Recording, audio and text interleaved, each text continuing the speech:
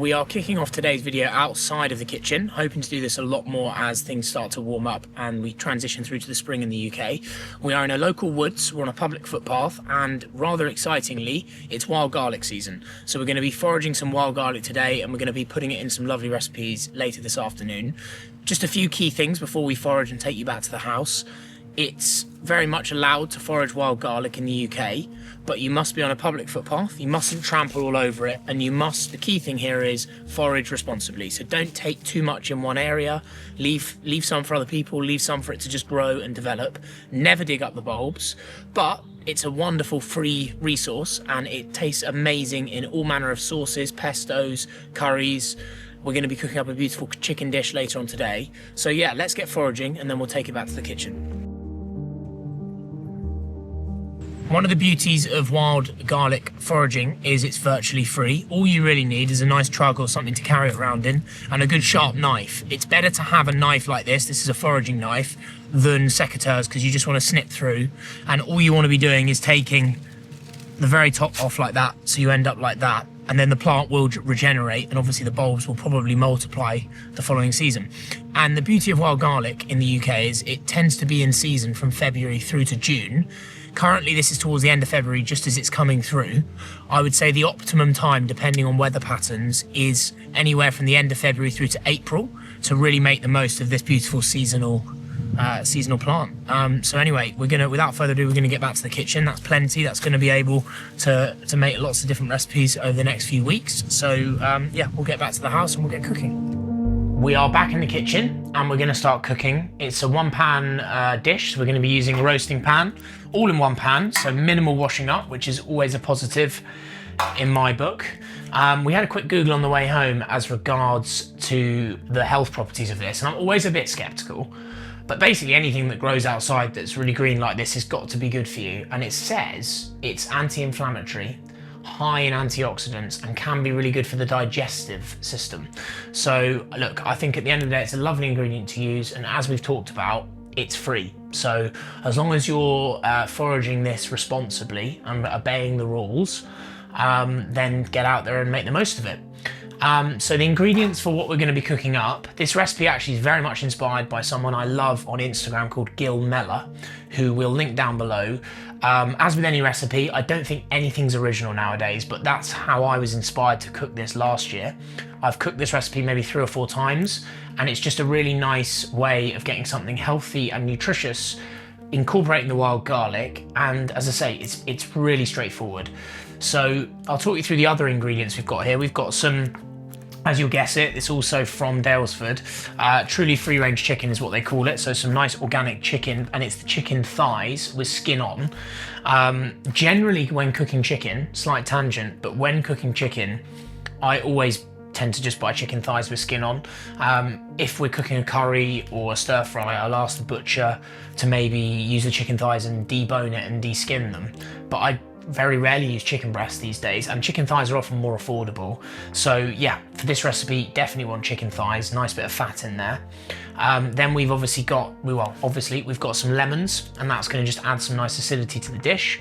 We've got some potatoes over here, which I've got to wash. Ideally you want more sort of small potatoes, but we've got relatively small ones here like this that we're going to clean up, cut maybe into quarters so they roast really quickly. You want them to be quite small because obviously the smaller they are, the quicker they'll roast. Then we've got some nice olive oil, cold pressed organic olive oil as always, some nice sea salt, and then we've got fennel seeds here and some chili flakes, and then the star of the show, the wild garlic. Everything's going to go into the pan. To be honest, we're not going to be doing it today because I don't have any, but I would maybe serve this with some roasted broccoli or some roasted asparagus if it's asparagus season later on in the year, but just for some added greenery to make it really nutritionally balanced. But as I say, everything's going to go in that one pan. In terms of equipment, which is responding to all the people that have commented and supported the channel so far, thank you. A lot of people have asked about the equipment we're using. This is from a brand called Falcon Enamelware. We'll link this down below. You can buy a set. It's not inexpensive, but not crazy affordable either. I think you can buy a set of 5 or 6 pans for about 100 quid, but they are super versatile, they're super lightweight, and it's nice to have a set like this that, yeah, as I say, they're enamel, so they wash pretty easily, they can go in the dishwasher, and they are very useful, particularly when cooking Sunday roasts or one pan dishes. So, no more rambling, we're going to get cracking. First up, I'll wash the potatoes. We're not going to peel them, we're going to leave the skin on, and then we're going to dice them into quarters. And then, yeah, then we're going to get things all mixed together in the pan. The key with this recipe is the wild garlic is the only thing we're not putting in the pan first. We introduce that later on for added flavour. We're going to get everything else roasting first in the aga. All right, we're just going to get the chicken in the roasting tin. One thing to mention that I always take for granted here is because we've got the aga, I don't need to turn it on because it's always on. But if you are cooking this in an oven, get your oven to around 200 degrees now while you prep everything. So we've got some nice organic chicken thighs.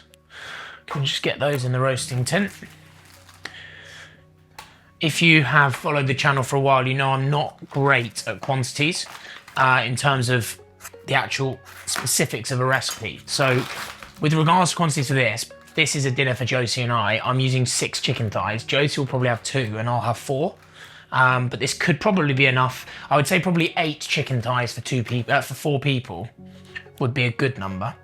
So we're going to get the chicken thighs in. Then we're going to give, obviously, hands a bit of a wash. Always important to give your hands a wash when dealing with chicken. Then you want to get your potatoes, and we're not going to overthink this. It's the tagline. We're not going to overthink this. That is probably the hashtag for this channel. We're just going to cut them in half. Keep your hands out of the way. Always cut like that. And then we're going to quarter them. Because as I said earlier, unlike, well, it's pretty common sense, but the smaller you cut these, the quicker they're going to roast. And we're going to stick everything in the pan at the same time, aside from the wild garlic. And you don't want, obviously, these falling behind the chicken. So, yeah, so we're going to get them to about that size.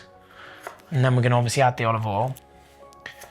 I've gone for 4 potatoes here, but I've washed 4 potatoes, but let's see how we go in terms of quantity.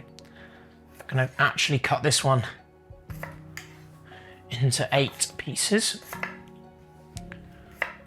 I'm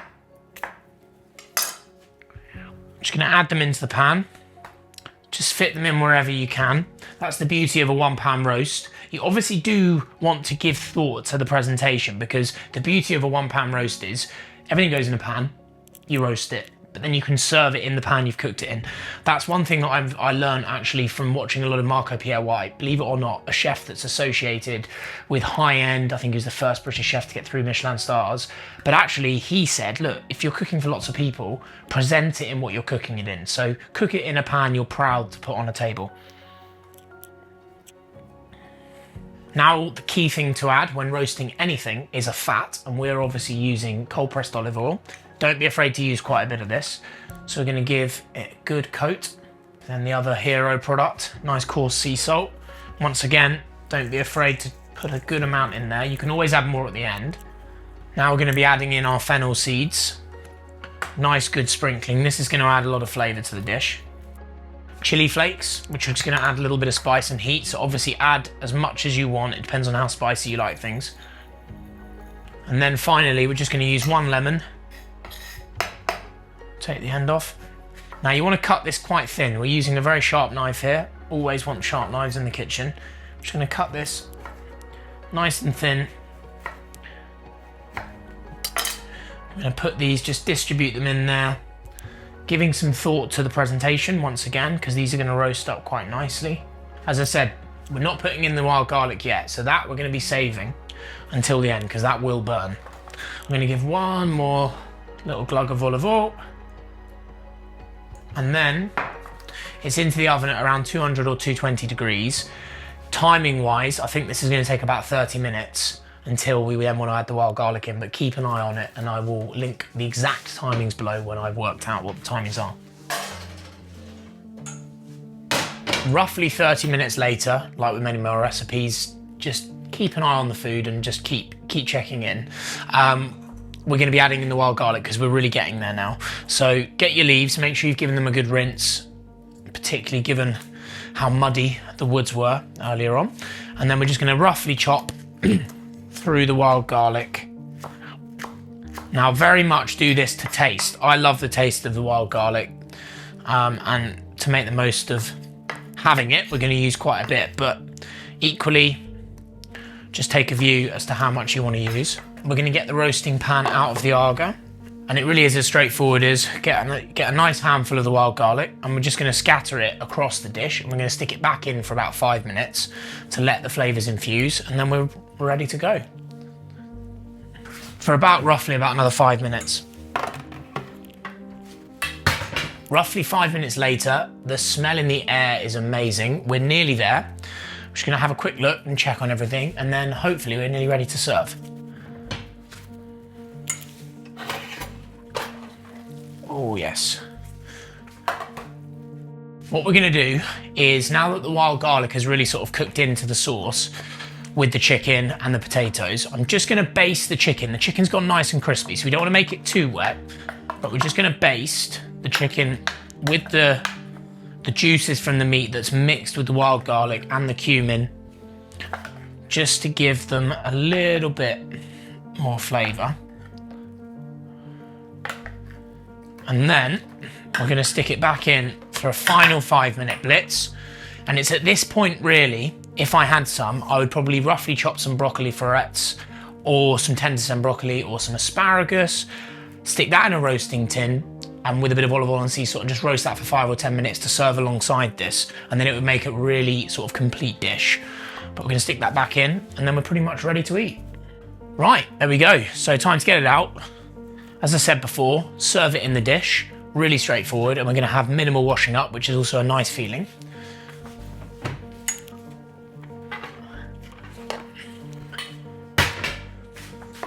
There we have it. The skin's gone really nice and crispy. That's the beauty of a chicken thigh. You've got that nice skin on top, nice amount of fat. The potatoes are looking crispy. The smell is amazing. It's pretty healthy, but it's also very wholesome. And I think it is a really nice dish for this time of year. And to make the most of a ingredient that's free and readily available out there. So yeah, without further ado, I'm gonna get this served up. Thanks for watching. Hopefully this inspires you to cook a little bit more in a more relaxed way. I mean, as I say, let's not overthink it. I'm always learning. I'm certainly not a professional. I'm certainly, learning through this journey. But if you're someone that wants to get into cooking and doesn't really know where to start, I would say roasting tin dishes like this are a really good place, because you can't really go wrong. It's quite hard to overcook things. And yeah, as I say, everything just goes in together and lots of lovely flavour. I'm going to give it a nice squeeze of lemon juice just before serving, and then let people dig in. But thank you for watching. Thanks for supporting the channel. If you can do one thing to help, maybe share the video with some friends, and hopefully we can grow the channel and do a lot more exciting videos in the future. Thanks for the support, and see you in the next one.